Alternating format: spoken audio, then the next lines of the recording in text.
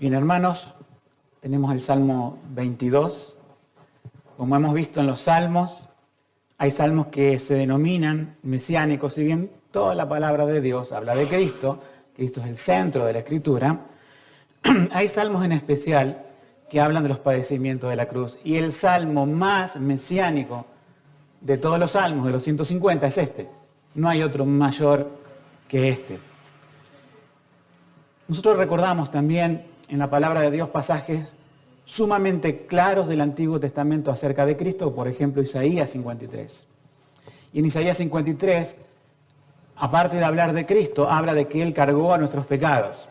O sea, es fácil encontrar nuestra identificación, porque somos el pueblo que cargó los pecados sobre Cristo. Pero muchas veces en el Salmo 22, que es, como digo, un salmo principal, ubicamos a Cristo, que esto está muy bien. Nosotros, ¿qué tenemos que hacer hoy, en esta mañana? Al predicar, les voy a ayudar, como pastor, como maestro, a encontrar a Cristo en el Salmo 22. Pero hay algo más. También tenemos que encontrarnos a nosotros mismos en el Salmo 22. ¿Cómo es esto? Si la Biblia no trata sobre mí, trata sobre Cristo, pero fíjate que ahí trata de aquellos que afrentaron a Cristo. Y en un vistazo muy rápido podemos decir aquellos que lo injuriaron, aquellos que lo escupieron, aquellos que le dieron de latigazos, aquellos que partieron sus vestidos, aquellos que meneaban la cabeza y se burlaban, aquellos que horadaron, agujerearon sus manos y sus pies, y aquellos que simplemente lo contemplaban diciendo, ¿qué está pasando aquí? Es un delincuente más que muere por la pena capital de Roma. Nosotros pensamos, somos dados a pensar, por nuestro propio pecado, que esa parte que habla de la Escritura, como la habla acá, se trata de otras personas, de la culpa de otras personas, de otras circunstancias y de otro tiempo. Pero, oíme bien, si nosotros no nos identificamos en aquellos que afrentaron a Cristo, si nunca pensaste que vos formabas parte de esas burlas, a veces cantamos, puedo oír mi voz entre las burlas, dice uno de los himnos que cantamos, pero no sé si eres consciente de eso. Si eres consciente, eres creyente. Si eres consciente que estuviste y que por tu culpa y que es como si tu mano tomara ese clavo y agujereara la mano de Cristo, es como si tu saliva impactara sobre el rostro del Salvador. Si nosotros pensamos que fuimos así, es porque Dios nos ha hablado y ha transformado nuestro corazón. Porque vemos nuestro pecado y vemos también su gracia. Pero por lo general, la persona en su estado de pecado reacciona así. ¿Qué pasaría, le preguntamos a muchas personas, si vos estarías en el momento de la crucifixión, con todos los judíos ahí delante de Pilato, delante de las autoridades romanas, o en la misma cruz, en el mismo monte del Calvario? ¿Qué hubieses hecho? Y muchas personas dicen, no, yo no hubiese dicho nada contra Jesús, yo hubiese estado ahí, yo no sería parte de eso, y te equivocas. Si pensás así, no sos salvo. Si pensás así, es la forma que tiene el impío, que no conoce a Dios, de justificarse, de decir, yo soy una buena persona y yo no hubiese crucificado a Cristo. Todo aquel que es salvo sabe que estuvimos allí, estuvimos en el Calvario. Así como estuvimos en el Edén al pecar con Adán, estuvimos al Calvario para crucificar a Cristo, para burlarnos de Él. Y a veces como creyentes olvidamos esto, por eso tratamos con nuestro pecado livianamente. Hay una de las cosas que es una regla en la Escritura. Cuando más conocemos de Cristo y más conocemos de Dios y de su santidad, nos aprendemos a conocer a nosotros mismos. Cuando nosotros predicamos más de Cristo, y acá en esta iglesia se predica de Cristo, pero si desechas la predicación de Cristo, tus pecados te van a parecer menores, te van a parecer una simple soncera, algo que un descuido. Cuando nosotros dimensionamos la santidad de Dios, dimensionamos lo que es el Salvador en sus atributos, mencionamos lo que es Dios al enviar a su Hijo a este mundo y al morir en la cruz, nosotros inmediatamente cuando dimensionamos eso, automáticamente el Espíritu Santo nos hace ver la magnitud de nuestros pecados. Esto es una introducción. Antes de comenzar el texto quisiera decirle algo más. Nosotros en las confesiones de fe tenemos, y hay escrito un libro al respecto que se llama El Orden de la Salvación, el Ordo Salutis, se decía en el siglo, dice el Orden de la Salvación. Y ustedes sabrán que en el orden de la salvación, ¿qué está primero, la fe o el arrepentimiento? Está primero la fe. Y hay una razón para eso. La razón es que cuando yo conozco quién es Dios y quién es Cristo, puedo ver realmente la magnitud de mis pecados, o sea, puedo arrepentirme. No se pone primero el arrepentimiento, porque no me puedo arrepentir cuando no conozco realmente quién soy. Cuando Cristo se presenta en mi vida como mi Salvador, yo me tengo que ver como un pecador. Cuando eso ocurre, la salvación ocurre. Vamos a entrar en el Salmo. Hay una referencia, que es una referencia musical, no nos vamos a detener, que es Ajelet Zahar, no tiene mucho más para sacar. Pero comenzamos con el primer versículo. Ustedes dirán, ¿vamos a llegar a tratar todos? No, no vamos a llegar a tratar todos los versículos, ni vamos a dar dos mensajes del mismo capítulo, sino que vamos a dar uno solo. Vamos a dar las 4 partes principales. Yo quiero que podamos armar una estructura en nuestra mente para que también nuestro corazón pueda beneficiarse. Primero vamos a ver lo que es el desamparo, punto 1. Punto 2, vamos a ver lo que es la afrenta humana. Lo que es la cruz en sí mismo, tercero, y el canto de victoria, 4. Nosotros sabemos que es un salmo mesiánico con toda la firma, porque Jesucristo lo comienza así. Jesucristo en la cruz invoca este salmo y lo dice en lengua aramea, Eloí, Eloí, lama sabactani. La gente que estaba ahí no entendía bien cómo hablaba Jesús y lo confundían que estaba llamando Elías, pero él estaba citando el Salmo 22. 1. O sea que el que abre este salmo son las palabras de Cristo en el Nuevo Testamento, en el Evangelio de Mateo, capítulo 27, 28, todas las partes de la crucifixión. Tenemos allí que Jesús dice, Dios mío, ¿por qué me has desamparado? Como siempre decimos, cada vez que hablamos de este pasaje del Nuevo Testamento, pero ahora citando, ¿no es cierto?, al Salmo 22, que no es una pregunta porque él estaba desconcertado. El Señor en la cruz no quedó como diciendo, bueno, ahora Dios me abandonó y clamo con una desesperación en agonía, como cualquiera que muere, Señor, ¿por qué me desamparaste? No.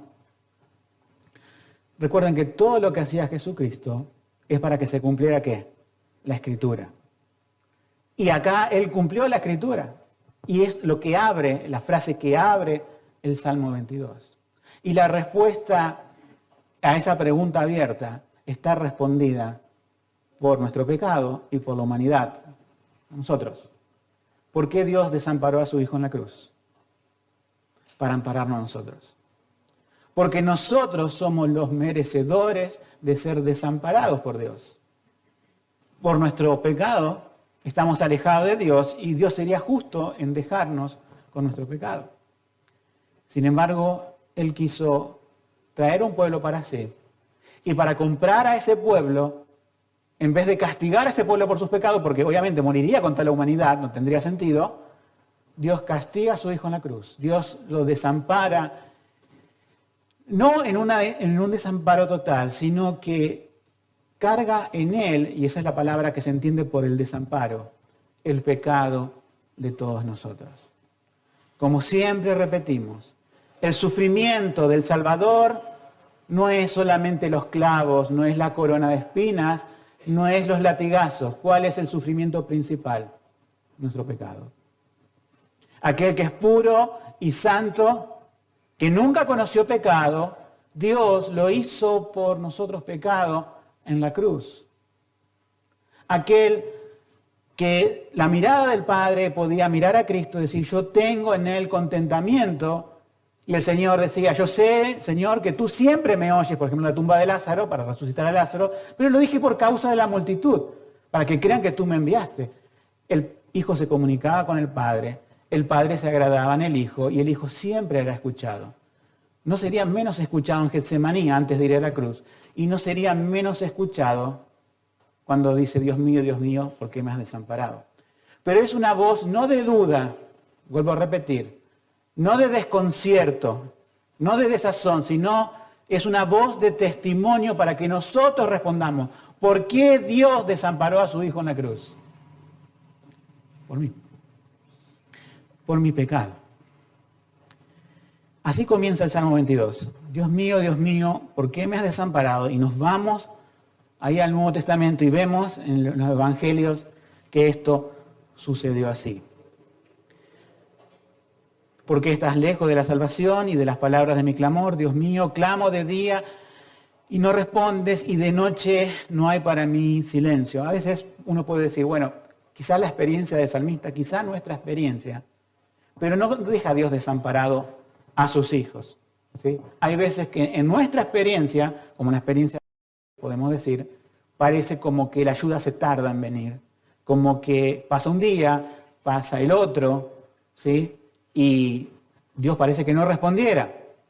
Sin embargo, nosotros sabemos que este salmo comienza, Dios mío, ¿con qué me has desamparado? Pero ¿cómo termina? Con un cántico de victoria. Termina con un cántico de triunfo. Entonces nosotros estamos seguros de que no desamparó Dios a su Hijo, tampoco va a desamparar a sus hijos en plural. O sea que somos nosotros. Obviamente David, al escribir este salmo, sabría de alguna forma que Dios lo estaba utilizando para escribir acerca de otra persona y que ese era su Señor.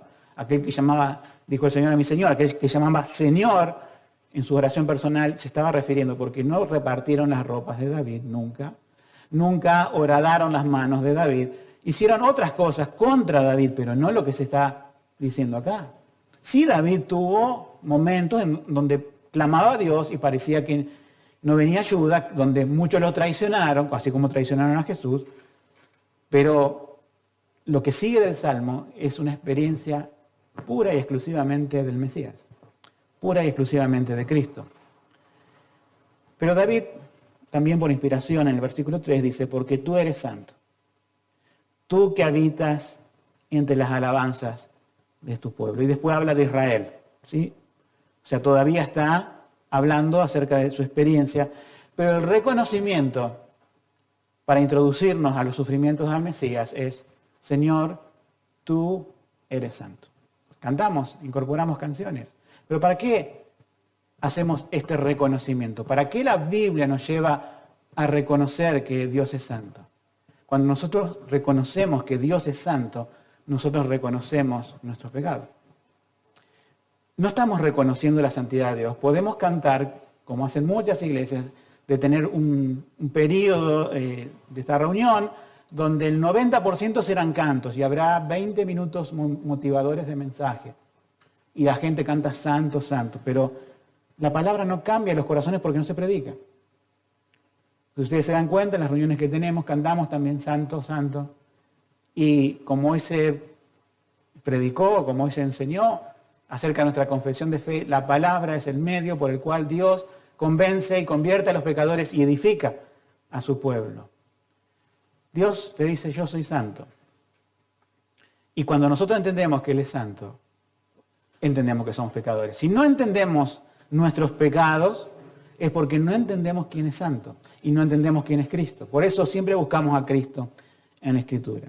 Aquí el Salmo ya empieza a hablar directamente, podemos decir, de los padecimientos. Ahora hay algo muy impactante en el versículo 6.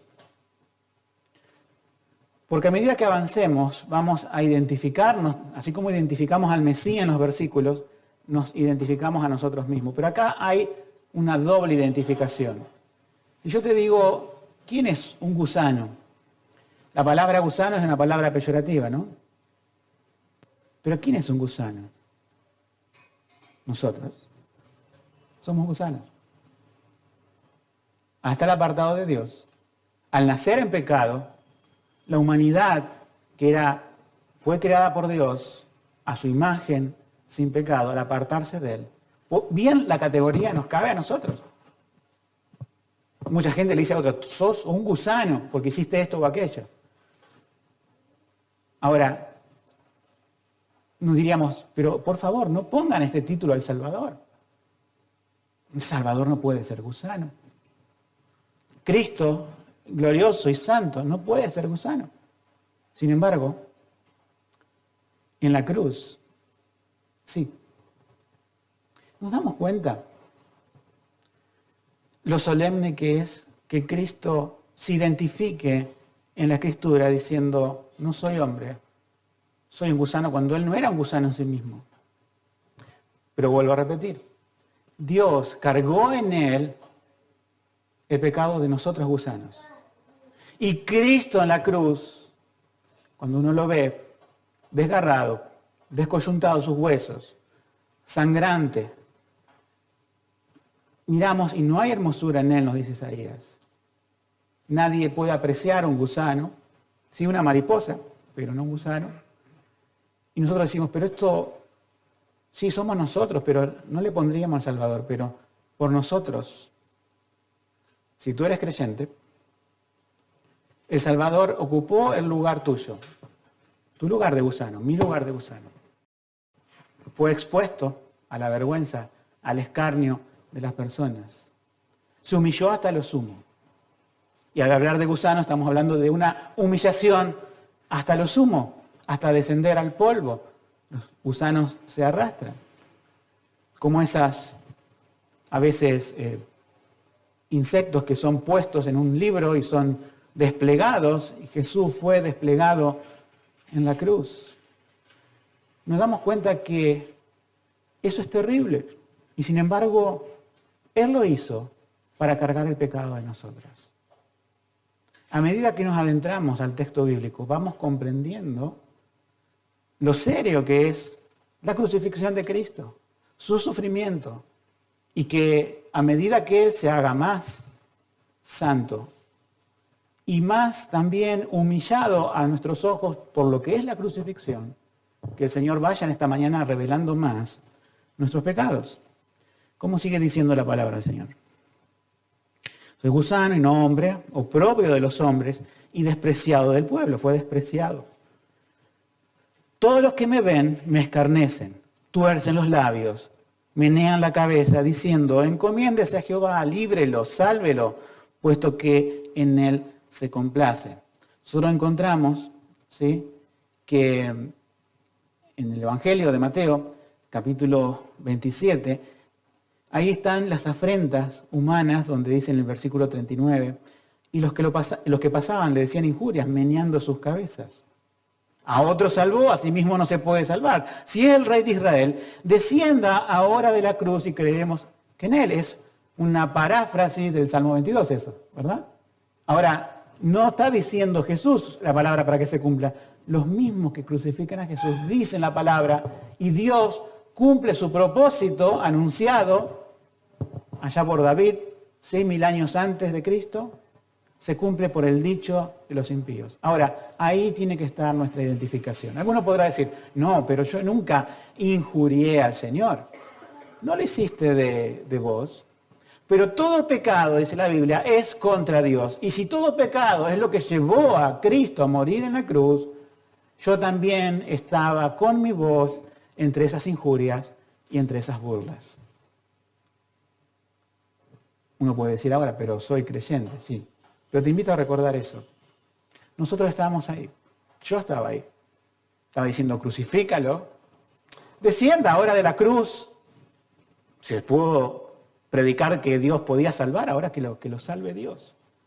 Y vamos a creer en Él, desafiando a Cristo. Cada pecado nuestro es un desafío al Creador. Y ahí estábamos nosotros también, en ese coro, ya sea con los fariseos, con los saduceos, con los soldados romanos. En alguna parte estábamos allí. Porque si no estábamos allí, o no reconocemos que estamos allí, tampoco estuvimos en el Calvario para salvación. Estamos en el Calvario, nunca quizás lo pensaron así de penetrante, de decir, estuvimos en el Calvario cumpliendo todas las cosas que se le hacían al Mesías, en contra, ¿verdad? ¿Qué más dice la Biblia? dice, pero tú eres el que me sacó del vientre, el que me hace esperar desde el que estaba en los pechos de mi madre. Sobre ti fue echado desde la matriz, desde el vientre de mi madre, tú eres mi Dios. Esto es el Mesías, engendrado santo, en el vientre de María Virgen. Era el Padre Celestial, era el Hijo eterno, pero ahora encarnado, que puede decir, como en su parte humana, tú eres el Padre, tú eres mi Dios. Puede decir Dios mío, pero también en muchas declaraciones de confianza. Sigue diciendo el versículo 11, no te alejes de mí porque la angustia está cerca, porque no hay quien ayude. Nosotros sabemos que en el momento que Cristo fue tomado, todos lo abandonaron. Oró en Getsemaní, vino Judas con una turba de gente, sus discípulos, todos los abandonaron. Y puede cumplirse, ¿no es cierto?, ahora el Salmo. No hay quien ayude. Todos lo dejaron solo al Salvador. Versículo 12. Me han rodeado muchos toros, fuertes toros de Basán me han cercado. Abrieron sobre mí su boca como león que despedaza y que ruge. Basán era un territorio donde criaban toros, de los mejores, y el profeta Amós compara a las personas, a los dirigentes sobre todo, del pueblo, con toros, con una autoridad, con una potencia.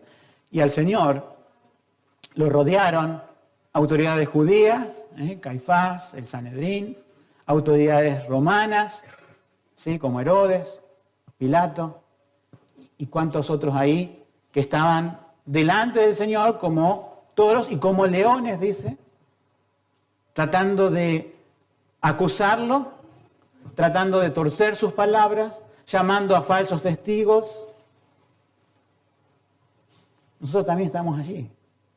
No era una cuestión de los romanos y de los judíos. Nosotros también éramos parte de esos leones. Éramos parte de esos toros que iban en contra del Salvador. Eso es lo maravilloso, que Dios viene a reconciliar enemigos. Aquel evangelio que te dice que Dios viene a buscar amigos, no es el evangelio. Dios viene a reconciliar a aquellos que le hacían la contra, como estos toros de Basán. Nosotros, nuestra naturaleza pecaminosa, nacemos con esa inclinación. No hay Dios. Hasta que Dios, en su misericordia, a un creyente viene, se le presenta, le abre sus ojos, abre su corazón, su entendimiento, le da un nuevo corazón para creer y ahí la persona puede dejar de resistir al Salvador.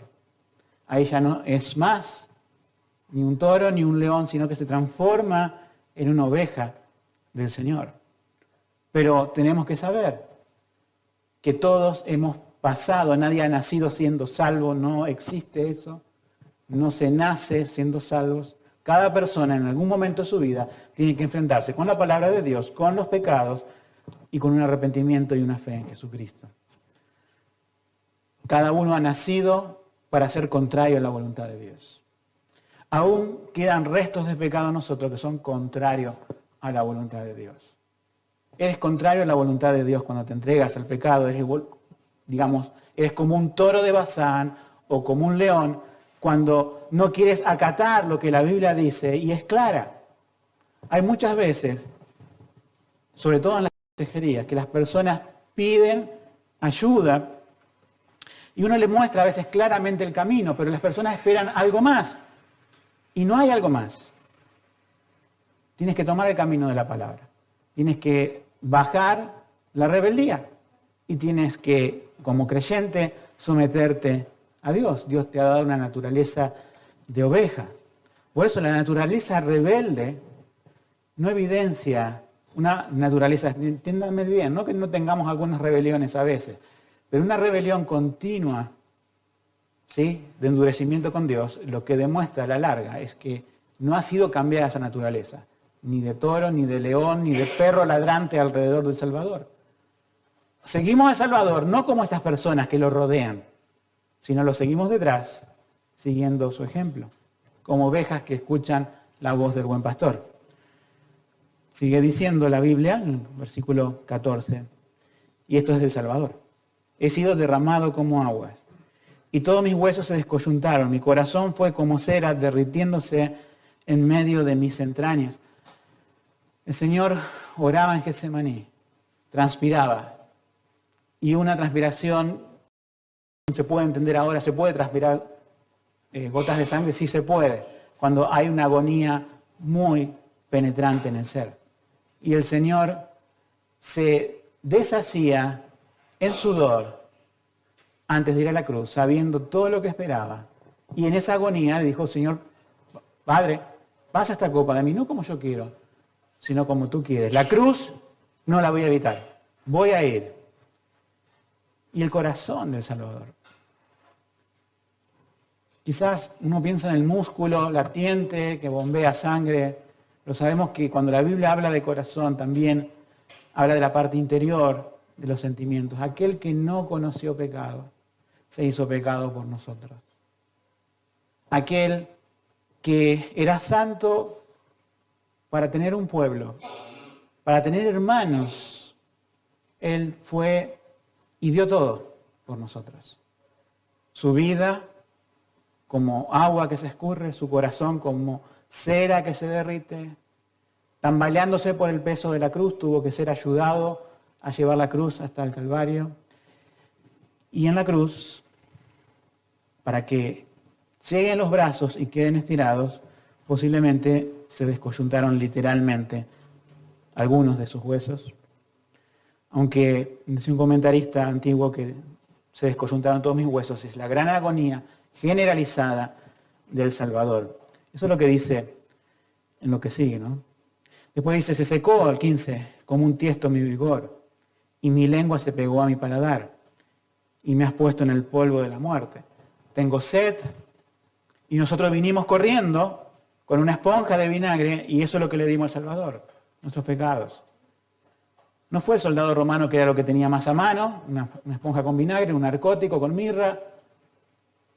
Es lo que nosotros le dimos de beber al Salvador. En su sed le dimos a beber ese vinagre. Se pegó su lengua, producto de la fiebre generalizada de su cuerpo, de la intensa sed que él podía decir, yo soy el agua de vida, y se secó en la cruz por nosotros. Dice también, y me has puesto en el polvo de la muerte. Su cuerpo no se descompuso, pero su cuerpo fue descolgado de la cruz y fue puesto en el polvo. Para nosotros está el juicio, del polvo eres y al polvo volverás.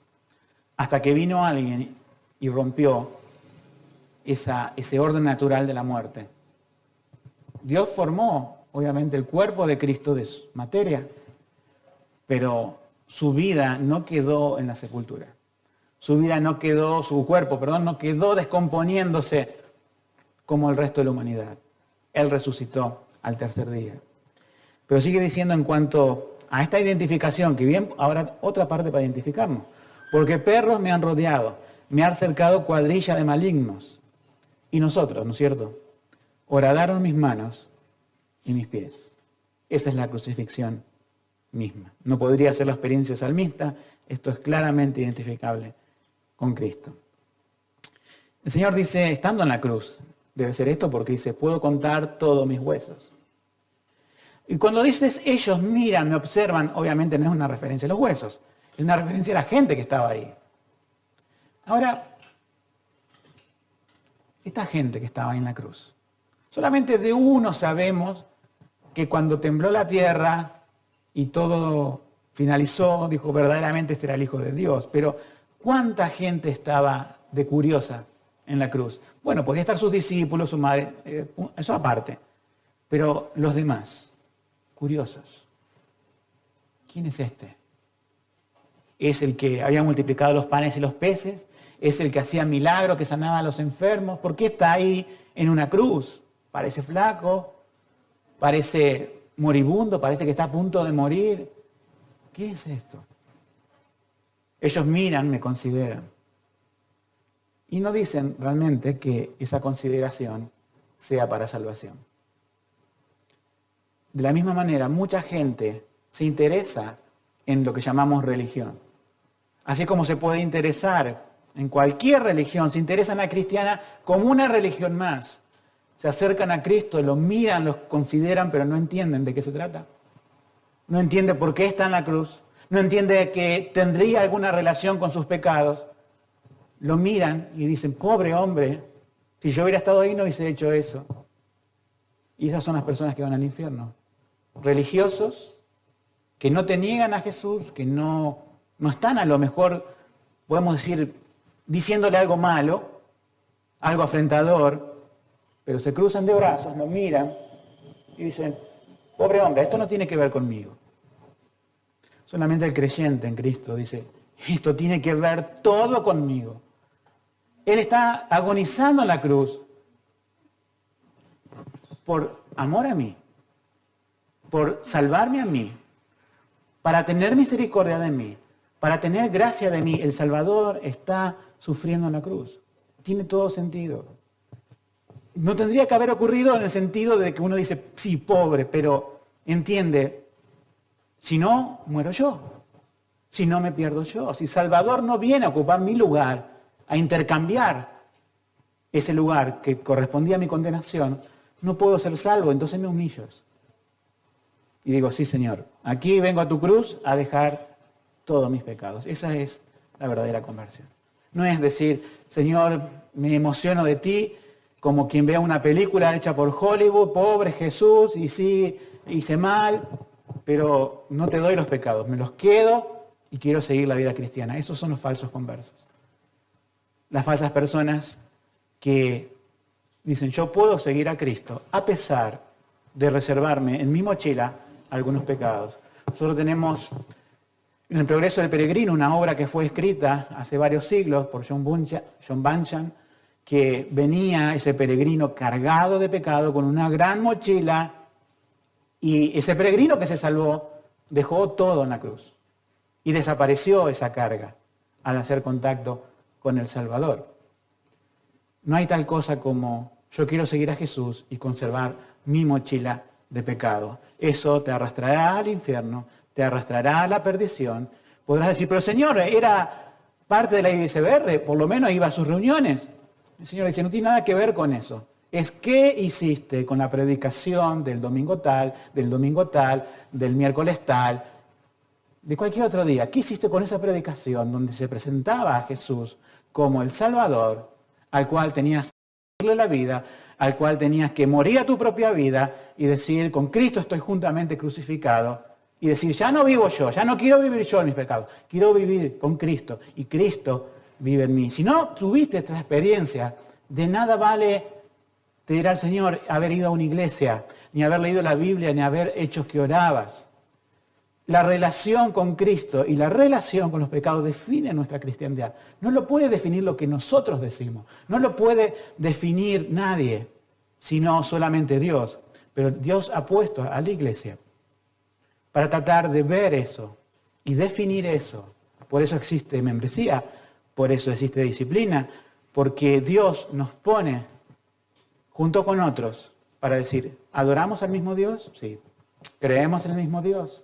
Sí. ¿Sabemos que Cristo es nuestro Salvador? Sí. ¿Sabemos que necesitamos más de su gracia? Sí. ¿Sabemos que necesitamos leer la palabra de Dios? Sí. ¿Sabemos que necesitamos orar? Nos alentamos a eso, porque Cristo es todo.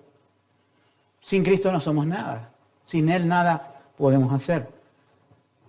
Nos sigue diciendo la Biblia, repartieron entre sí mis vestidos y sobre mis vestiduras echaron suerte. Esto también, Mateo lo dice para que se cumpla las Escrituras. Esto fue lo que hicieron los soldados. Y nosotros a veces no tenemos en cuenta, sin entrar en detalles, por respeto al Salvador, de que Él fue puesto semidesnudo en la cruz. ¿Sí? Él fue puesto ahí. Y esa desnudarle los vestidos fue desnudado por nuestra culpa. Nosotros partimos sus vestidos. Si pensamos que fueron los soldados que estaban ahí y que era una costumbre de ellos y que era echar suertes para ver quién se quedaba con la capa. No entendimos. Si nosotros decimos, sí, yo rasgué una parte y me quedé con esta parte, y el Salvador quedó ahí semidesnudo en la cruz. Algunos dicen que desnudo total, no lo sé, no lo puedo aventurar, pero lo que sí sé es que Él se expuso a la vergüenza y al escarnio por mí. Eso lo sé. Y sé que yo también estuve allí, en ese partimiento de los vestidos. No podemos desarrollar texto por texto, hermanos, pero hemos pasado por el desamparo, hemos pasado por la ofrenda humana, estamos pasando por lo que es la cruz y nos estamos acercando al cántico de victoria. Pero no nos salgamos todavía de la cruz antes de terminar en el cuarto punto, que es el cántico de victoria. ¿Qué tiene que provocar en nosotros el clamor de Cristo? Dios mío, me has desamparado. ¿Qué tiene que provocar en nosotros la afrenta humana de la cual nosotros fuimos parte? ¿Qué tiene que provocar en nosotros el hecho de la cruz como creyentes? Santidad. No hay otro motivo. El Señor vino a lavarnos de nuestros pecados y a hacernos santos para Dios. La palabra Dios la utiliza, hermano, cada domingo para santificar tu vida. Dios utiliza, hermano, hermana, la palabra en tu casa para santificar tu vida. Si nosotros abandonamos esta palabra, hoy fue muy claro también, ¿no es cierto, Leo? Al hablar acerca de lo que hace la palabra en nosotros. Si nosotros abandonamos esto, nos entregamos al pecado. No hay otra cosa. Dios utiliza su palabra para santificarnos. Mostramos a Cristo en la Escritura para reconocer cuán pecadores somos. Antes de salir del escenario de la cruz, quería darle el panorama de lo que la gente piensa. Y aún hermanos bien intencionados, leyendo un devocional otros días, charlando con mi hija, te decía, pero papá, este devocional, no es un devocional que yo recomiende, ¿no? Pero lo sabía identificar bien, diciendo, no, esto está hablando de que nosotros somos valiosos. Y yo le dije, es verdad, recordá lo que cantamos en la iglesia. Tengo valor, pues me compró, ¿dónde? En la cruz. Hay una equivocación teológica en nuestro tiempo. Nosotros, en este tiempo, y muchos de nosotros hemos sido a lo mejor enseñados, mirá, la cruz de Cristo y Cristo viniendo al mundo significa lo mucho que valemos. No. Como decía un pastor llamado Paul Washer, la cruz nos muestra lo depravado que somos. Y valemos no antes de la cruz, sino después que somos comprados. Tengo valor, no porque tengo un valor intrínseco. Y ahora recordé el ejemplo que veíamos con mi hija, que lo dio un cristiano. Yo estoy seguro que esa persona lo habrá hecho sinceramente, porque no es un mal material, pero fallaba en eso. Decíamos, somos como un billete de 20, decía, euros. Lo tiramos al piso, lo pisoteamos, ¿lo querés todavía? Y la gente decía, sí, sí lo quiero. Lo arrugamos, lo tiramos de nuevo. ¿Lo quieren? Sí. ¿Por qué lo quiere la gente todavía el billete? Porque no perdió su valor, porque tiene un valor intrínseco. ¿Sí? Y eso quería ejemplificar de que así somos nosotros. Error. No tengo valor. Tengo valor, pues Él me compró. Y de ahí podemos decir, la salvación pertenece a Jehová. Dios no estaba en deuda conmigo. Yo era valioso y tenía que enviar a su hijo a que muriera en la cruz para comprarme. Porque estaba en deuda conmigo. Dios no está en deuda con nadie de aquí. Nunca lo estuvo ni lo estará. Todos los que estamos aquí hemos estado en deuda con Dios. Y si alguno está en deuda y no reconcilió sus pecados con Dios, lo tiene que hacer hoy. Pero aquello que hemos reconciliado nuestra vida con Dios, nosotros sabemos que la deuda fue cancelada y Dios la pagó, ¿por qué? Por pura gracia. No había otra cosa, no había otro motivo. Dios es autosuficiente, Él es eterno, Él era feliz antes de crearnos. Sigue siendo feliz después de crearnos. Cuando entendemos que Dios nos creó y que Dios salvó a un pueblo por pura gracia, ahí podemos decir la salvación es de Dios. Y no hay nada en nosotros, no hay nada de valor, pero ahora está el cántico de victoria y ahí vamos. Somos valiosos. podemos caer en un extremo también de la doctrina, diciendo, bueno, somos pecadores, Cristo nos lavó, pero todavía estamos luchando con el pecado, no valemos nada. Cristo nos salvó, nos adoptó y nos dio la potestad o el permiso de ser hechos hijos de Dios. Y si Dios tiene promesa para sus hijos, Dios me dio el valor en Cristo. Dios me mira y tengo valor no por mí, ni antes de la salvación, por Cristo, pero estoy en Cristo, hermano. Soy un hijo, una hija de Dios. Si nosotros perdemos de vista que la salvación no es solamente justificación, sino que también es adopción, entendemos la mitad de la salvación. ¿Por qué vamos a agradar a Dios? Porque no creemos que se pierda la salvación, ¿o sí? No creemos. No tiene que ver con la justificación. ¿Por qué agradamos a Dios? Porque Él es nuestro ¿qué? Nuestro Padre. Entonces, tenemos que recordar que Jesucristo vino y proclamó, y ya lo llama como a los seres humanos salvados por Él, ¿cómo lo llama? Hermanos, hermanas. ¿A cuántos hermanos se le apareció el Señor, como Él dice? No está hablando de israelitas, está hablando de aquellos que lo seguían. Se le apareció a los 11, Judas ya no estaba más, ¿recuerdan? Y se apareció, dice la palabra, a más de 500 hermanos en la resurrección. Cuando la Biblia dice, en el versículo 22, anunciaré tu nombre a mis hermanos, es el Salvador resucitado diciendo, miren, aquí estoy, no estoy en la tumba, miren mis manos, miren mis pies, y le decía a ese discípulo incrédulo, mete tu dedo en mi costado, mete tu dedo en mis manos, y Tomás dijo, no, Señor mío y Dios mío. Y así a 500 personas. El Señor dijo, aquel león, aquellos perros, aquellos toros que me rodeaban, no pudieron tener mi alma, no pudieron tener mi vida, mi única, como también dice acá en que hemos leído.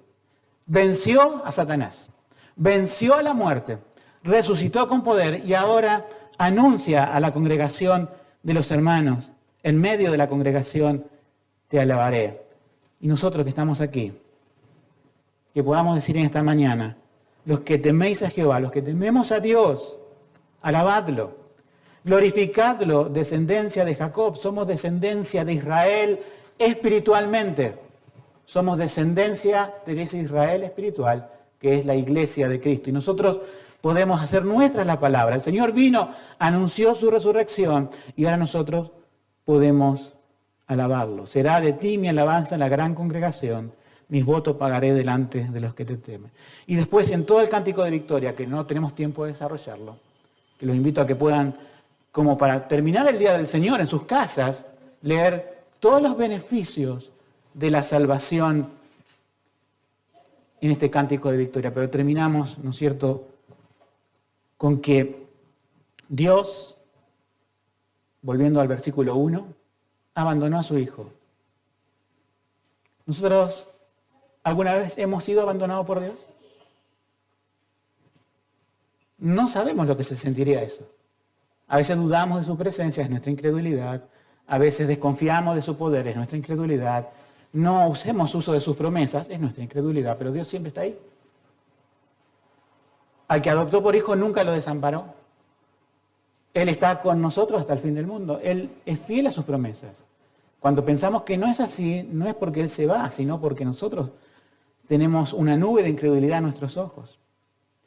Dios no abandona a sus hijos. Dios desamparó a su Hijo para que ahora tú seas y yo sea amparado en la gracia de Dios y pueda ser salvo. En el versículo 24, y con esto terminamos, porque no menospreció ni abominó la aflicción del pobre, ni de él escondió su rostro, sino que cuando él clamó a él, lo oyó. En referencia a Jesucristo, Jesucristo fue oído en Getsemaní, fue oído en la cruz, y esa experiencia temporal de carga del pecado después se transformó en victoria. Se hizo por nosotros pecado en la cruz, pero resucitó con poder. Si llevamos también estos versículos a nuestra experiencia, Él no desecha al pobre. ¿Qué clase de pobre? En espíritu. Sermón del Monte dice, bienaventurados los pobres en espíritu. Nosotros tenemos que ser bienaventurados al reconocer en esta mañana nuestra necesidad. Venimos cada domingo no solamente a vernos las caras, no solamente a cantar, que eso está muy bien, sino porque estamos necesitados. Yo no sé cómo a veces muchas personas cristianas dicen, no voy más, y pueden vivir con eso. Hermanos, el pecado es grave, el pecado nos persigue, pero si somos hijos de Dios, no nos vencerá.